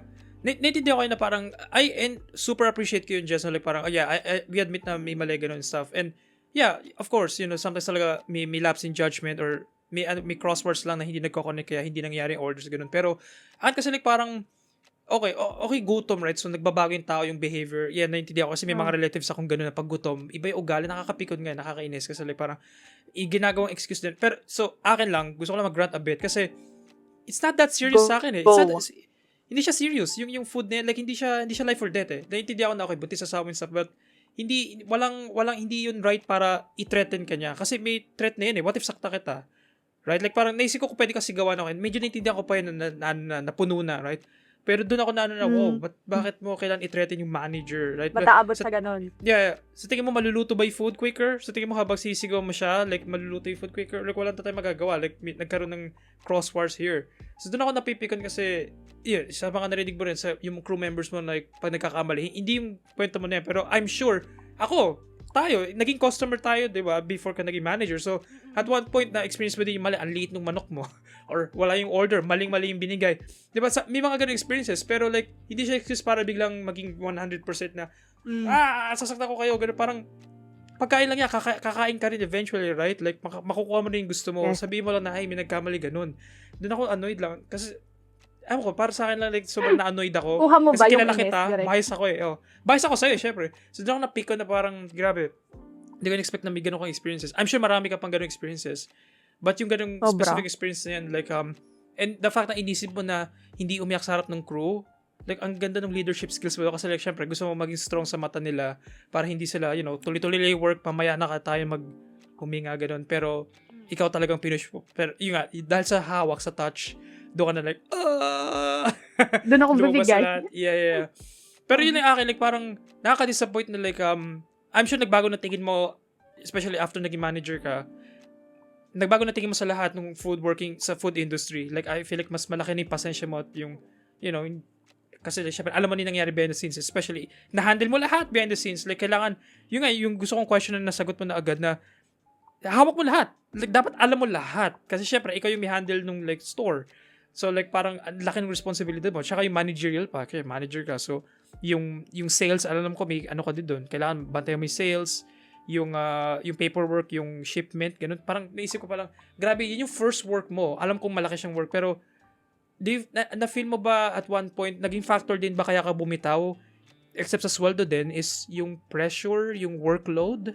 Or anong na-feel mo? Kasi bumalik ka eventually, right? Like, and, spoil Yes. natin, umalis ka. Eventually, umalis ka ulit sa Jollibee kasi ngayon, iba na yung work mo ngayon. So, ano yung, like, parang anong naka-impact sa'yo personally, like, or physically even, sa ganong klaseng high pressure, high, like, high octane, basically, na trabaho.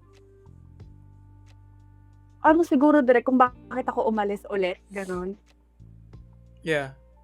Or, Ay, ano yung impact nun sa'yo nung trabaho Hindi. na yun? Sa mga taon na, like, lumipas? tawag dito, physically active. Kasi yung trabaho na yun, since fast food ka, kailangan mo talaga siyang, ikutan, since napakalaki ng store. Kailangan mo maging physically active talaga. Lakad ka talaga ng lakad. Bawat station, isi-check mo talaga siya. Kasi responsibility mo na maayos yung shift na ibibigay mo habang naka-duty ka. Check mo per station kung ano yung kulang, may maglalaps na bang item, ano yung mga for suggestive selling na product, tapos isasabihin mo siya sa counters. Ganon. Yung sa naka-effect sa, wait lang, hindi ko kasi masyadong ma-picture out direct. Can you summarize kung ano yung, Kumbaga, like, sa ganong klaseng, kasi nakaka-pressure yung work mo, diba? And nakakapagod siya physical, I'm sure, kasi 10 hours yung shift mo.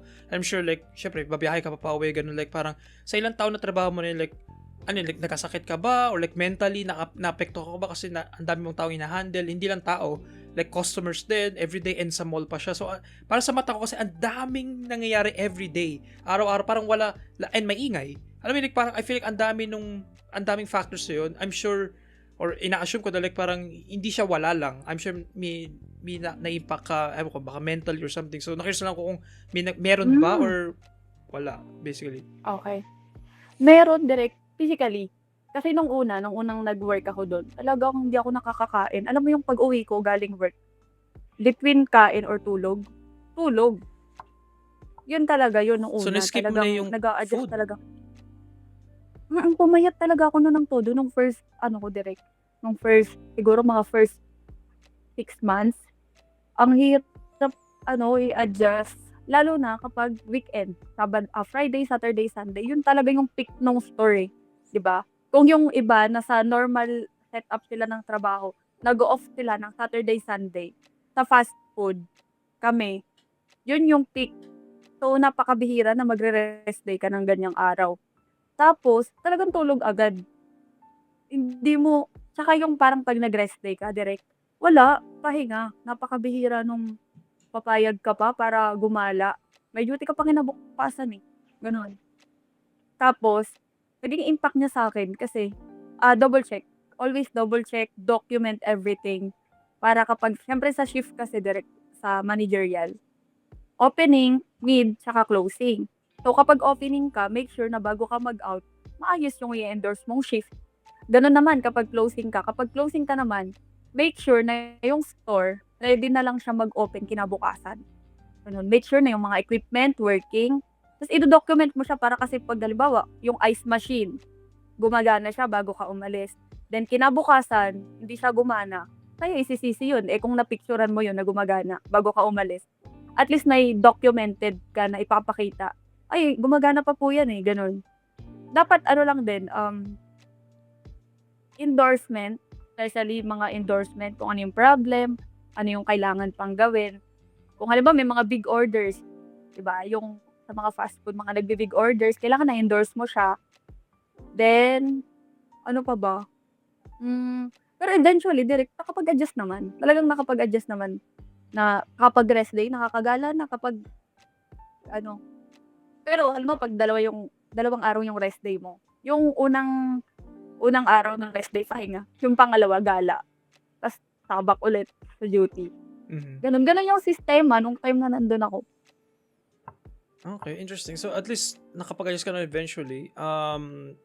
Kasi na-curious ako kung anong impact niya sa'yo, pero I feel like parang kukonek natin sa college, parang I feel like nasanay ka rin na eventually, like parang naging seed pala yung college sa'yo na parang iba-ibang tao lagi, parang gano'n. Kasi I'm sure sa crew members din, like hindi siya Oo, nagtatagal masyado. So nasasanay kang ibang mukha hindi na naman talaga. in 6 months, gano'n, yeah. So, anong decision mo kung ba't ka nag-leave the second time? Kasi yung first time, nintindihan, na-entice ka nga bumalik ulit na, hindi, just give me a number. Like, gano'n ang ka-flex yung sa'yo na, just give me a number, kukunin kita ulit. That's it. Gano'n ka basic. So, kung ako yun, parang, okay, yun naman pala, di. Taas ako na. Pero umalis ka again. So, ano yung why, basically? Una, direct. Actually, madami naman factor. Pero yung pinakauna talaga, naganap ako ng work with benefit. Yung sa Jollibee kasi, since franchise siya, kapag franchise kasi yung ganon, nasa franchisee kung magbibigay siya ng benefit. Maayos sa sahod. Sobrang wala akong masabi sa sahod. Pinagbigyan nila ako sa kung anong gusto ko. Nga lang, syempre, kailangan mo maghanap ng benefits. Wala siya meron siya mga obligado like SSS, PhilHealth, Pag-ibig, etc. Meron siya doon. Pero yung like HMO, health card, ano pa tawag doon? Yep. My health insurance. Life insurance. Yep. Wala. Yun yung hinanap ko direct. Tsaka, mas kalmadong work environment. Hindi naman sa parang naguguluhan ako, pero parang, ano kasi siya tama yung sabi mo, araw-araw, iba't ibang customer, iba't ibang complaint, iba't ibang everything. Hindi naman sa napagod, pero siguro naghanap lang din ako ng unang-una benefits, yun yung hinanap ko talaga. Tsaka sana mas kalmadong environment. Masaya ako sa store ko. Naghanap lang ako ng yun. Ang gusto ko talaga direct, HMO. Actually, kinommunicate ko naman yun dun sa boss ko Sabi ko, sir, sorry po, baka parang nilalaban namin siya, lahat kami ng mga managers that time. Baka pwede pong magkaroon po ng HMO kahit na parang limited lang yung budget, at least meron. Nung parang mapapangalagaan mo naman yung sarili mo. Magpapa-check up ka or yung parang in case of emergency, at least meron. Kaso nga lang, parang sabi lang din ng boss ko, parang sabi niya, pasensya na, hindi kaya. Ganun. So, yeah. They have to let me go kasi hindi din talaga ako mag-stay kapag di nila binigay yun. Ang lakas ng conviction mo. Ako lang ba? Like, so, parang lakas direct. nung ano mo na, eto yung gusto ko, kung hindi mo sa kaya ibigay yun as an employer, aalis na lang ako. Like, even if like sabi mo, Opo. sobrang satisfied ka na sa work mo, sa sweldo, hindi pala sa work, sa sweldo, and alam mo, like, parang sobrang hanga ako sa'yo right now, narinig ko yan. Kasi like, yan, lakas ng loob kasi nakakatakot na magsimula ulit. Yun yung fear, I think lahat nung nagwo-work karamihan na gusto nila magkaroon ng growth sa career. Yung iba, karamihan, mostly dahil sa sweldo, right? Pero ikaw, satisfied ka sa sweldo, pero may kulang pa eh. Like, may importanteng kailangan mo makuha in something na like, nakakatakot. Yun yung nakuha ko. Nakakatakot na like, bibitaw ako kung dito makukuha and hindi mo nakuha and bumitaw ka. Like, naging nag-stand ka sa word mo and wala na, gusto ko lang i-upload yun. Kumbaga na may fear pero despite yung fear mo, pinush mo pa rin, di alis ako, hanap ako ng bagong work na may HMO, na may health. Kahit naisip mo ba kahit mababa yung sweldo, kahit bababa siya, like as long as may HMO, okay ka? Hindi. Dapat, competitive din direct. Okay, gotcha. At least sana pantayan niya yung sahod ko dun or angatan niya. Yun yung talagang hinahanap ko. Yun talaga direct. Sabi ko, ay kung hindi, maghahanap talaga ako ng iba. Imposibleng wala. Meron yan. Yeah. Ano siya, direct, nung time naman na yun, half-hearted naman ako eh. Kasi sobrang mahal ko na yung ginagawa ko. Routine na siya sa akin. Sobrang dali na lang talaga sa akin nung ginagawa ko nung nasa Jollibee ako. Kaso nga lang, parang nung sinabi din kasi nung boss ko yun na di nga kayang ibigay, parang wala. So, ganun. Sa ganitong paraan tayo maghihiwalay ng landas. Ganun. Kasi sobrang close ko na yung mga katrabaho ko doon. Sobrang love na love ko sila. Yung mga ka-manager ko doon, direct close ko talaga sila.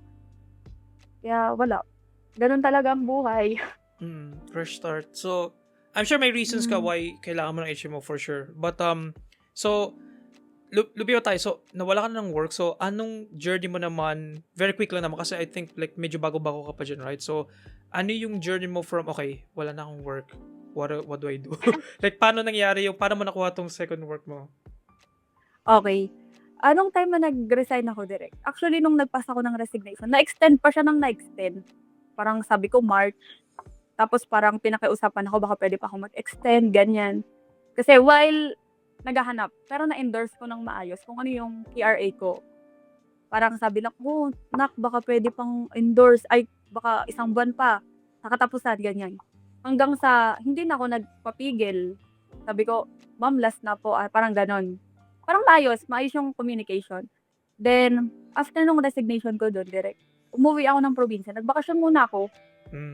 Nagpahinga, ganyan. Then, after nun, ay, nako, matatawa ka talaga dito. Oo. Nagpahinga ako ng parang, kasi ako nag-resign May, June, July, August, September. Of anong June. taon? Ay, sorry. August 2025. May 2025 ako nag-resign, nag-last day sa work ko. Then, nagpahinga ako ng June, July, August. 3 months ulit, nagpahinga ulit ako ng 3 months. Then, mga bandang August, nag-a-apply ako. Job street ulit, doon ulit ako naghahanap ng work. Sobrang dami doon. Ang maganda kasi doon, direct, kapag galing ka na sa managerial, hindi ka na ibababa. Ewan ko. Pero, lahat ng sinesearch ko, pang managerial na, hindi ako bumababa dun sa entry level na para mataas pa. So, nung naghahanap ako ng work, sinesearch ko, manager.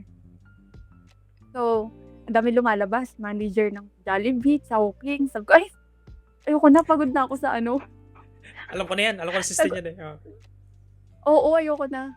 Though, gusto ko naman sana mag-settle sa Burger King kasi parang kahit papano siguro, gusto ko ng new environment, yung mga burger. Pero hindi may in-applyan ako na company. Coffee shop siya. At dyan siya sa US nag-originate. Shuttle's Best Coffee. Kaya ako nahikayat na i-click yon. Nakalagay kasi doon, hiring manager, soon to open. Kasi parang wala pa ako sa mood mag-work eh. Nakalagay soon to open. Ibig sabihin, tinatayo pa lang. Yon. Hindi nag-apply ako. Parang after one day, Friday yun eh. So, Sabado, Linggo, walang pasok ang office. Monday na ako na text, na call. Tapos, after nun, interview kami kaagad with our area manager. Then, Yun, sinabi ko na galing ako sa Jollibee, ganyan-ganyan. Na-hire ako direct. Kaso nga lang may second, parang siguro final interview, which is dun sa head office naman. Ang mag-interview yung parang operations director, yung mas mataas pa. Pagpunta ko doon, talagang kabado ako. Kasi sabi ko, sa Makati, lalaki ng building. Yeah, Kasi ano yun eh, sanay ako rich na kid, ang lapit. Burgis. Oo. Yes, my goodness. Hindi, ito pa. Winuworkan kong Jollibee. 10 minutes away lang ako doon kapag nag-aangkas ako. Hindi ako nag-jeep direct kasi nata-traffic ako. Parang yun na lang yung regalo ko sa sarili ko na hindi ako mahirapan mag-commute. Yun. So, nung time na yun, nasa Makati. Habang nag-aantay ako, meron akong kasabay, isang lalaki, na interview din.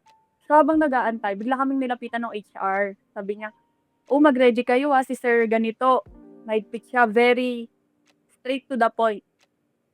Pag in-interview kayo, sagutin nyo lang kung ganyan-ganyan. Parang nagbigay siya ng clue or parang siguro tip. Pero para sa akin, hindi siya tip. Parang lalo lang akong kinabahan. Ganun. Tapos, nung time na yun, nilagay muna kami sa holding area. Then sabi, tatawagin na lang kami. Tinawag ako yung unang tinawag. Then, in-interview ako. Smooth yung interview namin nung nag-interview sa akin eh. Then, sabi niya sa akin, hindi niya na ako tinanong about sa work ko masyado eh. More on sa personal life, sa family background, ganun. Nung nalaman niyang galing ako sa JFK, or parang under ng Jollibee, ganun. Sabi niya sa akin, hindi ko makalimutan, sige, mag-antay ka ng 3 days, kukontakin ka kung ma-hire ka. Then, sabi niya bigla, no. Ngayon pa lang, sasabihin ko na sa'yo, you're hired, congratulations. Sabi niya. No joke talaga. Wow! Tapos kinamayan niya ako dun sa office. Tapos ang sabi niya sa akin, huwag kang maingay, huwag mo sasabihin na hinar na kita. Bibigyan lang kita ng peace of mind na hire ka na. Sabi niya kasi baka, yun, para hindi na ako maghanap sa iba. Diba? Ako Ang din, sabi cute. ko, naiyak ako nun. Sabi, teary-eyed talaga ako. Tapos, after ko ma-interview ng direct, ikukwento ko sana dun sa kasama kong lalaki kasi nagchikahan naman kami. Ikukwento ko sana, kaso, yung HR, sabi niya, sige po, diretso na po uwi. So, hindi ko siya nakausap. Parang siguro na sense nung HR na ikukwento ko kung ano yung interview, ganyan. Kaya nilihis niya ako ng landas. Yun. Tapos, yun na yung work ko ngayon, current work. At, yes, may benefits siya. At, okay naman yung sahod. Let's go. Okay. Eto, pero, yun na nga. Di ba, napasa ko na yung interview. Tapos, syempre, kinausap ako nung nag-interview sa aking una. Sabi niya, pwede ka na ba mag-start ng Monday? Sabi niya. So, sabi ko, ay ma'am, sorry po, may aayusin pa po kasi ako eh. Pero, ang totoo, tinatamad lang ako direct. Talagang tinatamad pa talaga ako. Parang ayoko lang. Yes, I love it. Lakas na ng loob mo, no? Kasi like, sobrang umani ego mo na, you know what, maybe, wag mo na Monday. Ang galing. Galing, ang cute. Asti. Ayun. Sabi ko, sorry po, may gagawin pa kasi. Tapos, yun, talagang tinatamad lang talaga ako. Sabi niya, yung next na training. Parang magti-training kasi kami, classroom training. Sabi ko, sorry po, pwede po bang sa next pa po na training, ganyan. So, yun, umuo naman siya. Tapos, ang nakakatawa doon direct, nung time na nalaman niya kung saan ako malapit, kasi tinanong niya, saan ka nakatira? Dito po dito po ako banda nakatira. Direct! Sa tapat ng Jollibee niya ako inassign. Saan ako nag-work before. Yes. Fate, OMG. Hindi ka pa rin, bagong Totoo. environment, pero same na location pa rin pala at the end of the day. Oh. Tapos katapat ko lang yung previous work ko. Tawang-tawa talaga ako noon. Tapos parang sabi ko, hindi pa parang nakakahiya.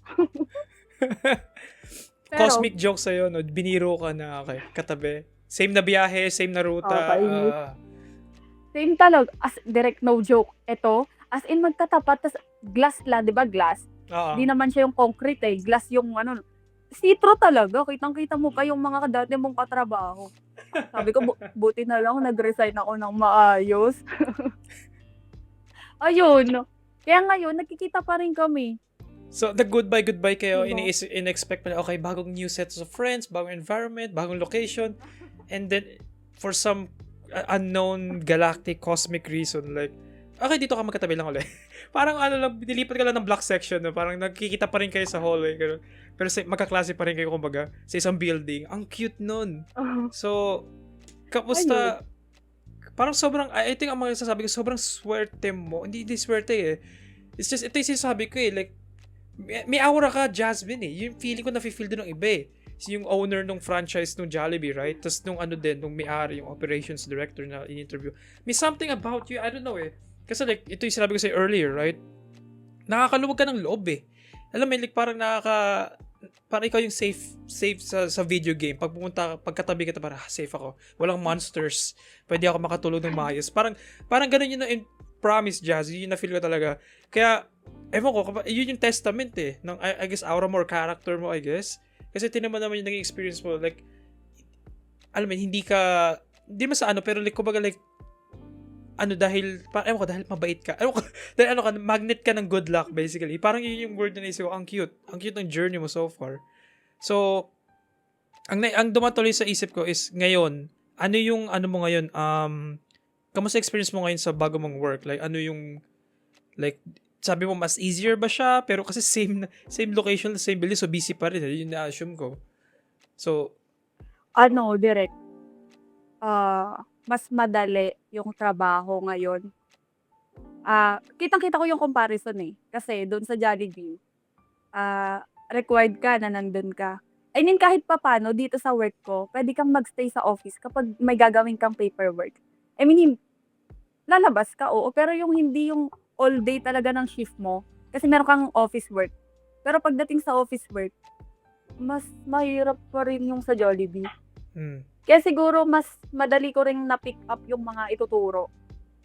Na, halimbawa, pag in-explain sa akin, medyo mabilis ko siyang ma-pick up kasi galing na ako dun sa mas mahirap na trabaho. Ganun. So, medyo chill, lang din siya, chill vibes. Kasi, sa Jollibee Direct, parang it took me 1 year to totally adjust na lahat matutunan ko sa operation, sa paperwork, sa KRA ko, ganyan. Dito parang medyo, hindi naman sobrang dali, pero parang mako-compare mo kasi siya eh. Mas madali at mas kalmado since coffee shop siya. So, ang lagi kong kino-compare from peak kasi si Jollibee eh. Dun sa store na namin ngayon, hindi siya ganun katao. So, medyo yung vibes, sweet girl lang, ganun. magaan lang, yeah. So, mas hindi ka na aspagod. Masasabi mo, hindi ka na aspagod pag uwi. Hindi na talaga. Okay. Ay, siguro direct, na lang. Ay, oo, hindi. Mas mahaba lang yung duty ko ngayon. So, hindi na 10 hours? Like, ano na? Like, 12, 13. Okay, Oo. mas mahaba. Bayad ba yan? Bayad naman. As Okay, OT. good. Okay, Yes. doon ako na ano. So, mas bigger responsibilities pero lesser stress, lesser tao. Like, let's say. Yes, opo. Lesser yung taong i-handle mo. Sa Jollibee kasi sobra talaga, sobrang dami. Like, in one day, umaabot ng 50 na tao, i-handle mo sa isang araw. For real. Pagbe-breakin mo pa sila. Ano Grabe. oras sila mag-i-in, ilalag mo yon lahat. Ano oras sila magbe-break, ano oras sila mag-out. Siyempre, pag may mga concern pa sila. As in, dun ko talaga naramdaman direct na parang kailangan mong kahit nasa malayo ka pag tinawag ka ng discount. Kasi, napapansin mo ba sa mga fast food, yung meron silang card, pan-discount. Yeah. Papansin mo? Yun. Siyempre, nasa possession lang yun ng manager.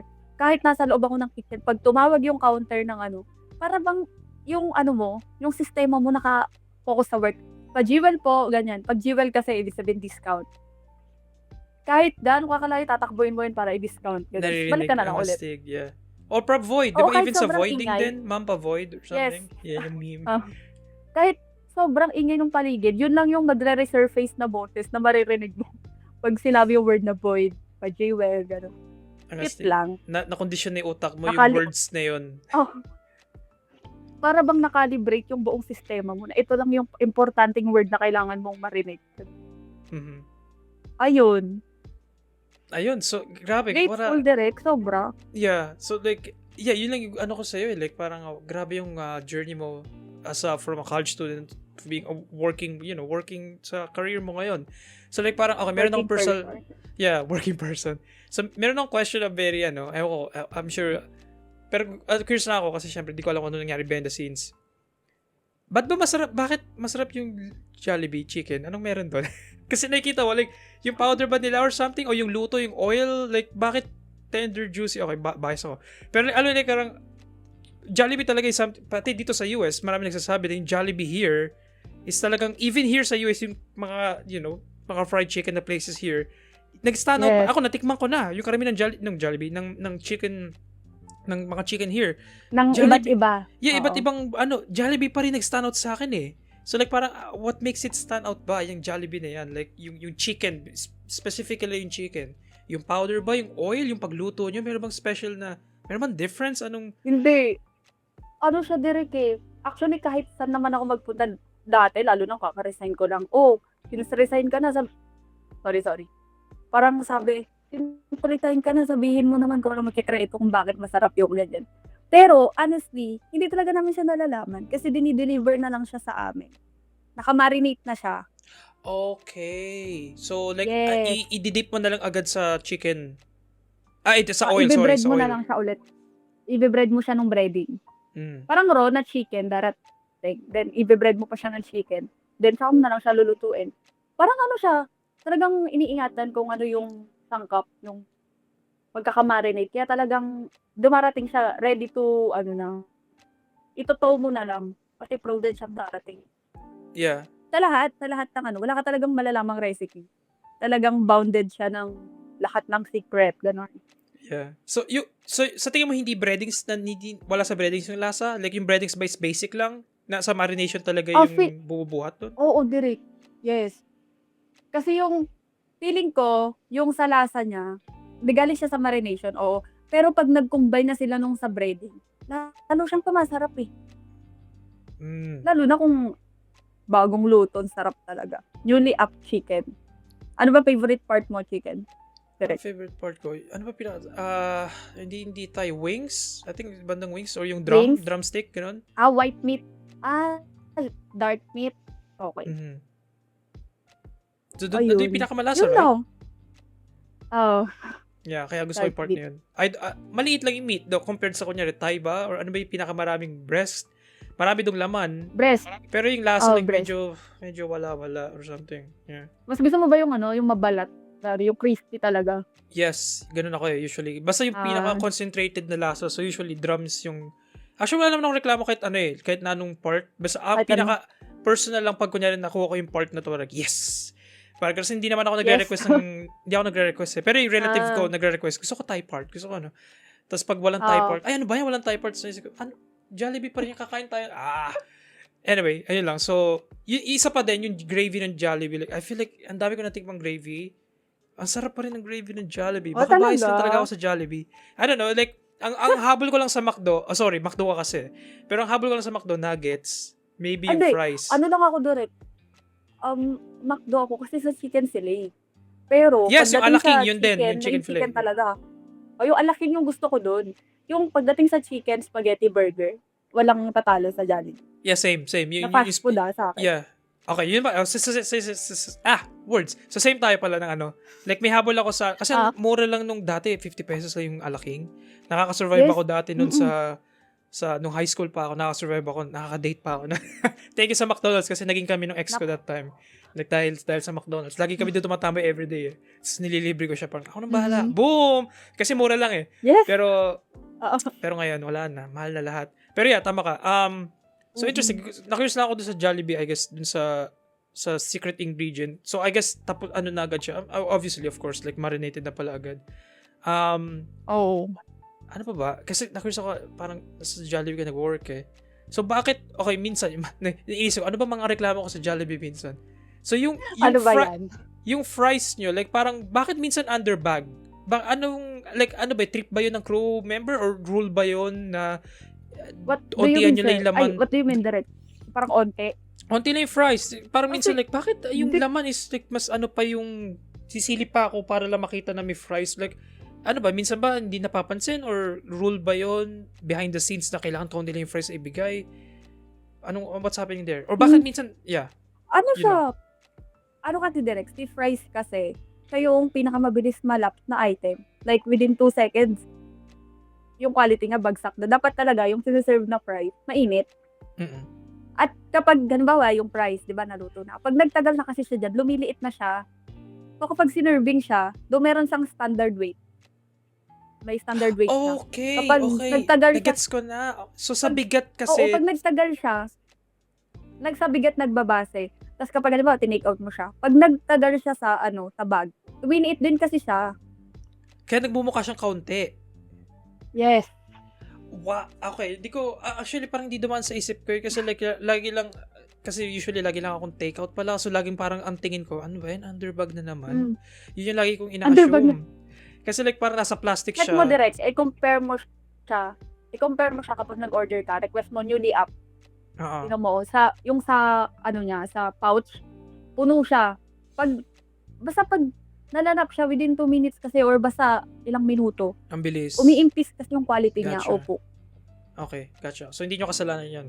Yun pala. Kasi minsan, pero gets ko, kasi napansin ko naman may difference talaga pag doon ako mismo nag-order. Siyempre kasi bago. So, kaya ko ma-request. Kasi naisip ko minsan na parang naisip ko tuloy, dati, parang may priority kapag take out, okay lang na chill-chill lang. So, kaya ka laging underbag. Pero dahil pala siya sa weight distribution, parang ganun. Hindi sa appearance. Interesting. So, naisip ko, like, parang, sa tingin mo ba that may difference? So, yung nagreklamo, no? Na-realize ko, sa'yo ako nagreklamo, tapos ka na dun. Pero napansin ko lang na, like, dapat ba pag take out, meron bang, ewan ko, kasi kung ako yung manager, tapos napansin ko yung ganung problema, parang naisip ko, okay, pag take out yung order, dagdagan mo ng onte, like, may ganun ba or something? Ewan ko, maybe, parang gusto ko lang ng more fries kasi yung sarap ng fries yun. Yan. Direk, wala. Kasi, yung halimbawa, dadagdagan, kasi siya magkukos kasi siya sa food cost ng store. Makikita siya at end of the day na magkakaroon ng variant dun sa price. Ang lalabas, over-portioning naman siya. May standard lang kasi na sinusunod talaga. Oo. Pag di mo siya sinunod, at end of the day, short ka sa product. Yeah, I guess that makes sense, I guess. Of course, kasi kailangan, di masyadong, dapat yung lumalabas at pumapasok is like parang balance lang, equal. Kasi kapag marami kang ginagas, ano nangyayari here? May kumukuha ba ng food or something? Ganun? May Oo, ba ganon. here? Yeah, nagigets ko naman niya. Marami akong question, pero sa Jollibee kasi siya specifically. Pero like, I feel like masyado na siyang deep. Kasi like, of course, yung policy ng Jollibee nga sa leftover. I feel like, like, we can like, ibang na yun, topic for another day na pwede natin pag-focus ng isang buong episode if willing ka. Kasi like, very interested ako doon. Pero for now, I feel like gusto ko na mag-catch up sa and stuff and gusto ko mag-thank you. Kasi for being here sa episode. Yes. Nagulat ako nung nag-message ko direct sa Instagram. Sabi ko nung time na nag-message ka sa akin, very senti-senti pa ako nun siguro. Kasi di ba pag minsan pagod ka din. I mean, hindi mo naman meant na mag-senti. Pero pag nanood ka kasi, nag-scroll ka, tapos parang may nag-trigger sa'yo na isang video or may nabasa ka. Yun. Sabi ko, ay, sakto. Parang nag-like. Parang naisip ko talaga. Sige, kailangan kong i-go to para para may mapagsabihan din ako, ganyan. Sobra. Blessing in disguise ng chat mo talaga sa akin. I mean, hindi ko inisip na kahit gusto ko lang talagang mag-chika. Ito yung vibe ng Midnight Crisis, basically, chikahan. So, thank you so much for being here in this episode. Like, super meaningful sa akin kasi like, ang tagal ko na gusto mag-catch up sa'yo, but I guess buhay lang talaga sometimes nangyayari. Alam mo yun, naging busy lang talaga. And ako, medyo mahihain din kasi ako. So, nung bago ako umalis, nag-reach out ako sa mga closest people na gusto kong i-reach out na, hey, alis na ako, gusto ko lang makapag-hangout. Marami pa akong gusto makapag-hangout with, pero syempre nahiya ako na hindi naman kami super close, ganun. Magkasama ka doon. Pero awkward naman. Yeah. So, hopefully, pag uwi ko, like, babawi ako, for sure. Kasi, like, nakapag-catch up tayo ulit. Kasi, talagang super na-miss ko yung batch natin. Kasi, like, super solid. Ikaw as a person. Reunion, no? Yeah, parang mini-issue reunion, no? Pero yun, like, thank you so... before pala, munti ko na makalimutan. Before tayo mag-end, usually may tinatanong kami sa mga guests. Pwede mo siyang sagutin ng seryoso or pabiro. Ikaw bahala. Jasmine, para kanino ka bumabangon? Huh? Hello, diba yung nalungkot? Hindi, sa bayarin. Charis. Pag may credit card ko, direct, tuloy ang laban. Kasi may hinuhulugan ka buwan-buwan. Ayun. Para sa credit card. Ikaw, direct, para saan or kanino ka bumabangon? Wow, di ko na-expect na bumalik sa akin yung tanong, ah. Well, wait lang. Ito ba yung nafe-feel nyo pag tinatanong ko yung guest? Di ko alam. Wait lang. Na-pressure ako. O, diba? Ang hirap. I mean, parang hindi ma-process ng sistema mo agad. Wait lang, ano ba? Hindi mo na bigla kilala sarili mo. Oo, yung ganun din nga sa akin.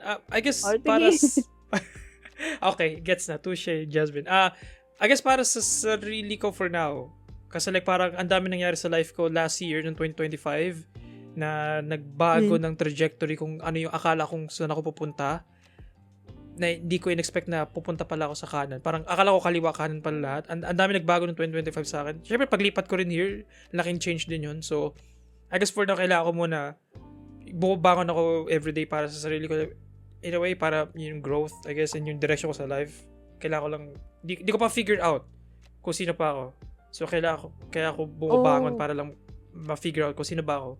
Para hopefully bago ako ma-deads. Kung ano yung purpose mo, ganun. Okay, masyadong big, pang utak, right? Pero, Broad, oo.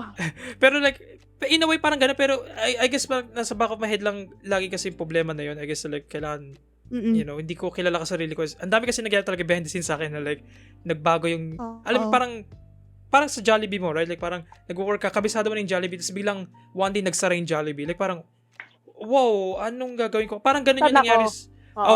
Parang yun yung feeling ko ngayon na biglang may nagsara and parang kailangan ko mag-adjust. Okay, kailangan ko maghanap ng bagong trabaho. Like like hindi ako prepared mawala yung routine. May nawala kasi sa akin na routine. So, yun. I guess kailangan ko ma-pick up yung bago. So, I guess yun yung hinahanap ko. Gumigising ako para ma-pick up yung bago. Parang gano'n lang. Yun lang. Kukwento ko sa'yo after this episode, okay? After ng recording. Pero at least nakwento ko naman siya, pero yeah, parang yun lang. Pero hindi ko na-expect na matanong mo ako nun, thank you. Pero yeah, Jasmine, thank you so much. Nakaka-off guard kasi siya, direct. Yeah, na-off guard din ako. Gets ko na. Okay, maybe kailangan kong baguhin yung question or, hindi, babaguhin ko kung paano ko tatanungin, I guess, next time. Okay. And now I learn. Natuto ako. So, Jasmine, thank you so much for, being here in this episode. Thank you. Before we end, meron ka ba gusto i-plug, SOCMED mo, or meron kang hobby na ginagawa or something? Go lang.